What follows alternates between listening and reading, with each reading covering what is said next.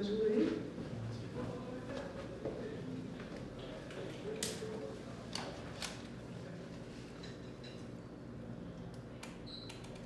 A história começou quando eu tinha 15 anos. Foi com uma pessoa que entrou na minha casa para arrumar uma máquina de lavar. Então, assim, totalmente não era uma pessoa que estava perto de mim, que eu tinha convivência e tudo mais. É uma pessoa que realmente era um técnico da máquina de lavar, que eu acho que ele até já arrumava a máquina da minha casa há algum tempo. Não, na verdade, essas coisas eu não me lembro muito bem, se ele já tinha entrado na minha casa antes ou não. E foi assim, ele entrou na minha casa e ele começou a arrumar a máquina na hora que eu estava sozinha, era um dia à tarde, meus pais estavam no trabalho, e a minha mãe autorizou a entrada dele. Minha mãe ligou e falou, olha, pode abrir o portão, porque tal pessoa vai arrumar a máquina. Então ele entrou para arrumar a máquina, foi direto para o quarto de serviço, e eu fiquei dentro de casa, porque já era a orientação do meu pai e da minha mãe, não abra a porta mesmo de casa, deixa que ele passe pelo quintal e chegue até a máquina, né? Só que aí ele bateu na porta de casa pedindo um copo com água. E foi quando ele entrou dentro da minha casa. Então, assim, foi uma situação realmente assim, você não espera, né? Porque foi um simples copo com água que abriu a porta para uma coisa que ia marcar minha vida pro resto, né? Tipo assim, que eu nunca ia esquecer. Então, começou daí. Ele tinha todo um cuidado. Ele não foi simplesmente assim, tipo, vou tirar toda a sua roupa e vou fazer uma penetração em você. Ele andava com aquilo ali. Eu acho que ele já andava, tipo, meio que na rua procurando alguém. Porque ele já se autoprevenia, entendeu? Então, assim, é uma coisa tão absurda, porque... Não sei, é que... Vou explicar, é muito difícil, mas, assim, ele era muito metódico na situação. Então, assim, por exemplo, ele não entrou na minha casa já sendo totalmente violento. Ele oscilava em questão, assim, de personalidade. Ele achava que aquilo ali pra ele era um carinho. Então, você se sentiu segura no momento? Assim, não, aí é que tá o problema. Não me senti nem um pouco segura, porque ele tinha um olhar muito maluco, muito doente, eu acho que essa é a palavra. Então, assim, quando aconteceu, porque ele entrou e foi, assim, uma coisa meio assustadora, porque eu pedi, eu falei, olha, você não pode entrar aqui e tudo mais. Aí ele ainda perguntou, você tá sozinha? Eu falei, olha, tô, mas eu pedi, por favor, sai, não sei o que. E foi a hora que ele fechou a porta, ele falou, não vou sair. E ele era tão doente que ele tratava aquele ato ali como uma brincadeira. A minha primeira reação, eu me lembro na época, assim, que foi pegar o celular e ligar pros meus pais. Porque eu sempre liguei, assim, olha, tá acontecendo tal coisa, tudo mais, fiz tal coisa. Só que eu tinha deixado o celular no quarto. Então eu lembro que na hora que eu vi que ele não ia sair, que eu percebi que ia acontecer, porque a gente percebe, né, quando tá numa situação perigosa. Então eu me virei, já fui correndo pro quarto para pegar o celular, que foi a hora que ele me segurou. E falou que eu não ia ligar para ninguém. Aí eu lembro que ele foi comigo até o quarto, me fez pegar o celular, eu liguei para minha mãe, ele me fez ligar para minha mãe e perguntar se ela já estava voltando para casa. Então eu liguei, falei, mãe, tá voltando e tudo mais. Ela falou que ia demorar um pouco ainda. Então ali foi a situação, acho que mais inspiradora da minha vida, porque eu queria muito que a minha mãe do outro lado do telefone entendesse, sabe? Assim, mãe, pelo amor de Deus, me ajuda. Então ele só contando ele se preveniu, então, né? Sim, ele se preveniu. E o mais instigante é que, assim, ele se preveniu e ao mesmo tempo ele colocava como uma coisa muito assim, que não era errado.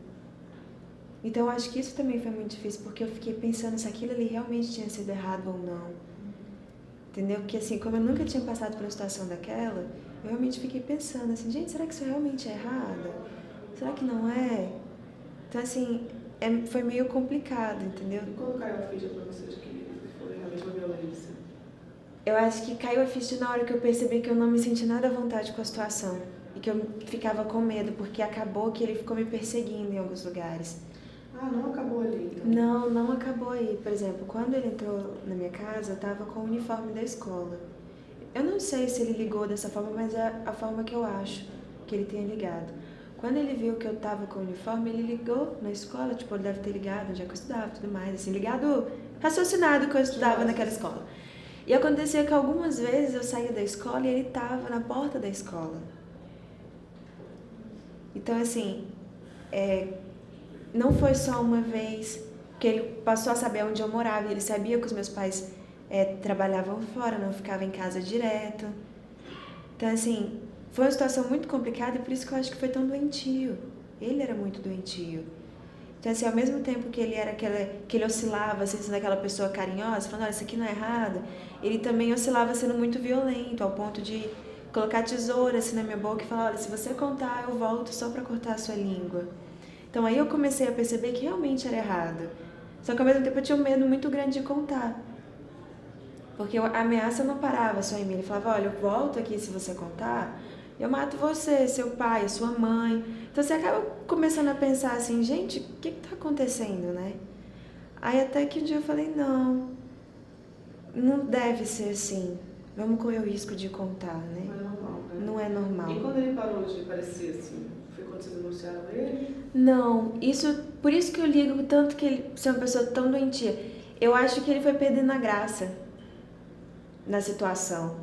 Porque a situação onde eu vi que ele realmente achou graça, achou assim uma coisa boa, foi na primeira vez. Foram 3 vezes. A primeira vez eu vi que ele realmente, assim, hoje eu percebo que ele achou legal e tudo mais. A segunda, ele já começou a perder o interesse. A terceira vez já estava claro que ele não queria mais. Por isso que eu acho que ele realmente é uma pessoa muito doente. As lembranças que eu tenho, elas são vagas, são realmente flashes do que foi acontecendo. E assim, a única coisa que eu lembro muito bem era de quando ele chegava a cortar a minha língua. Ele chegou a cortar assim, alguns cantos da língua com a tesoura, pelo fato de eu tentar gritar, tentar não fazer aquilo ali. Na segunda e na terceira vez ele realmente chegou a cortar a minha língua, assim, a deixar realmente marcas e tudo mais. Mas machucou muito, você lembrou assim? Na época, assim, eu não lembro assim, se chegou a machucar muito. Não deve ter chegado a machucar muito, porque eu não fui pro hospital e tudo mais. Mas eu lembro, sim, de ter cortado, de ter saído sangue. Só que como era na língua, era mais fácil de dar uma resposta. Por exemplo, meus pais viam que eu tava com a língua machucada. E eu lembro que eu sempre falava, a mãe é afta, mordia a língua. Então, assim, eu comecei a criar essas desculpinhas acho que muito inocentes até. Eu acho que a primeira reação que eu tive foi realmente de culpa. Porque eu fiquei me culpando por ter aberto uma porta, por ter dado um copo com água. Então, assim, as situações são tantas que você acaba se culpando por tudo. E eu me culpei por muita coisa. Então, acho que os principais sentimentos que eu senti ali realmente foram culpa, nojo. Você acaba sentindo muito nojo das pessoas, que eu acho que é uma coisa que... Por isso que tem que ter um acompanhamento de um psicólogo muito sério. Então, assim, você acaba tendo medo das pessoas. Eu tive um medo muito sério de me relacionar com as pessoas, de me abrir com as pessoas novamente, de conversar. Me tornei uma pessoa tímida, fechada. Mudou a sua forma de se relacionar? Com certeza, totalmente. A mudança de comportamento foi rápida. Porque é uma coisa tão violenta que, é assim, você dorme um dia e acorda no outro com a vida totalmente diferente, com um pensamento totalmente diferente das pessoas. Então, assim, a mudança foi drástica, foi de uma hora para outra. Então, as pessoas começaram a perceber muito rápido que tinha acontecido alguma coisa, que estava alguma coisa, assim, errada. Só que o ponto que eu comecei a realmente tratar sobre o assunto, a ver que era uma coisa muito séria, foi agora que eu acho que eu já tenho uma maturidade maior para falar sobre o assunto. Então, agora eu comecei a falar mesmo, a trabalhar a respeito disso. Na época, eu me senti muito triste. Acho que a maior tristeza que eu já conheci na minha vida foi disso. E aí eu comecei a ver também que outras pessoas sofrem. Então, assim, a gente nunca pode pensar que a nossa dor é a maior do mundo. E foi aí que eu também consegui me reerguer muito. Porque eu vi que tinha muitas pessoas sofrendo até por outras situações, com uma situação muito pior do que a minha. E todo mundo tem que continuar a viver, né? Eu acho que o foco é esse. Então, eu acho que eu me tornei uma pessoa muito forte depois de tudo isso. Eu acho que é muito difícil hoje em dia você me abalar, uma situação assim me abalar. E eu não sei, mas eu acho que eu comecei também a amar mais o ser humano, por incrível que pareça.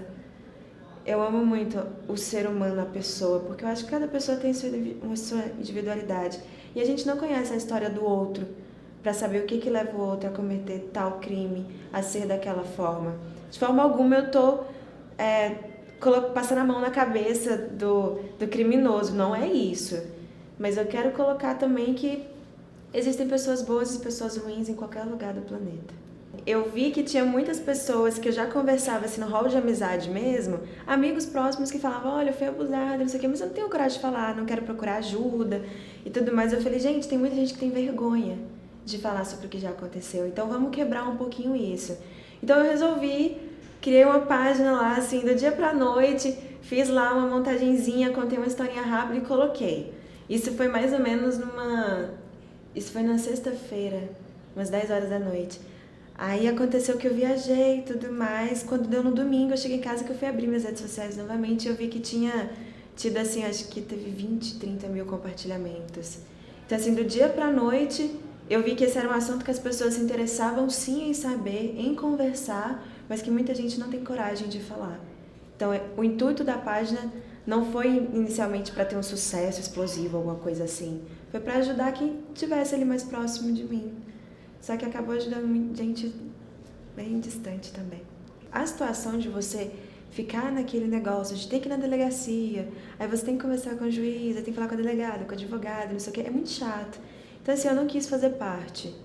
Eu quis ali fazer o meu papel de vou fazer o que é correto, vou denunciar, vou explicar o que aconteceu, vou fazer o retrato falado e tudo mais. E o que aconteceu com ele já não é mais questão minha, porque é uma coisa que machuca muito. Então, assim, eu ficar lá olhando para aquilo toda hora é muito ruim. E eu acho que quanto mais você faz esse tipo de coisa, você não sai da situação. Foi a sua forma de superar também? Foi a minha forma assim, de superar, de falar, olha, eu não dou conta de conviver com isso. Foi essa, foi fazer até o ponto que eu achava que era o certo, mas ali eu já deixei de acompanhar, já ficou totalmente com a minha família, com os meus pais, com o advogado. Eu já não quis mais nem saber.